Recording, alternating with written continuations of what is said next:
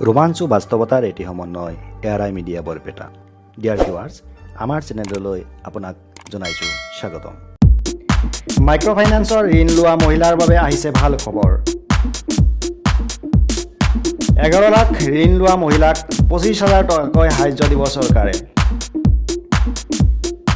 ঋণৰ কিস্তি সময়মতে পৰিশোধ কৰি থকা মহিলাসকলক প্ৰদান কৰিব এই সাহায্য।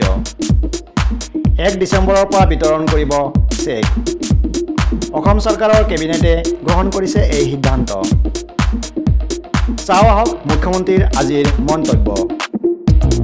মাইক্ৰ' ফাইনেন্স লোন ৰেহাই আছিল, তাৰ 11 লাখ লোকক 25,000 টকা কৰি আমাৰ আপ টু 25,000, কোনোবাই 16,000, কোনোবাই 20,000, যিখিনিয়ে লোন ঘূৰাই দি আছিলে তেওঁলোকৰ কাৰণে আজি আমি 1800 কোটি টকাৰ অনুমোদন কৰিছোঁ। তাৰমানে আমি ডিচেম্বৰৰ 1 তাৰিখৰ পৰা আমি চেকবিলাক দিয়া আৰম্ভ কৰিম, যিখিনিয়ে নিয়মিতভাৱে ধন পৰিশোধ কৰি আছে। আজি কেবিনেটত আমি আৰু এটা ডাঙৰ সিদ্ধান্ত আছিল, আমাৰ যিটো মাইক্ৰ' ফাইনেন্স লোন ৰেহাই আছিল তাৰ 11 লাখ লোকক 25,000 টকা কৰি আমাৰ আপ টু 25,000, কোনোবাই 16,000, কোনোবাই 20,000, যিখিনিয়ে লোন ঘূৰাই দি আছিলে তেওঁলোকৰ কাৰণে আজি আমি 1800 কোটি টকাৰ অনুমোদন কৰিছোঁ। তাৰমানে আমি ডিচেম্বৰৰ 1 তাৰিখৰ পৰা আমি চেকবিলাক দিয়া আৰম্ভ কৰিম, যিখিনিয়ে নিয়মিতভাৱে ধন পৰিশোধ কৰি আছে। বাকীসকলৰ এতিয়া আবেদনৰ পৰ্টেল খুলিব।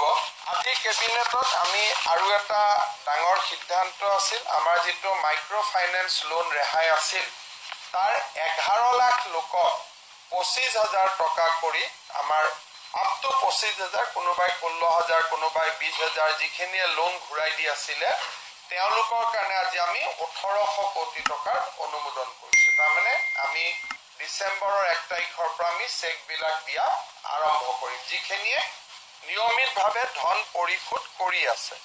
বাকীসকলৰ এতিয়া আবেদনৰ পৰ্টেল খুলিব, সেইটো আমি নেক্সট পৰ্যায়লৈকে আহি আছোঁ।